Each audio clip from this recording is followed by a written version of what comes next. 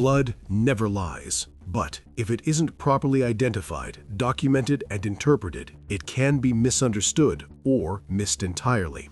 The Southeastern Investigative Group Documentation and Bloodstain Pattern Analysis course is a 3-day, hands-on program for investigators working violent crime scenes.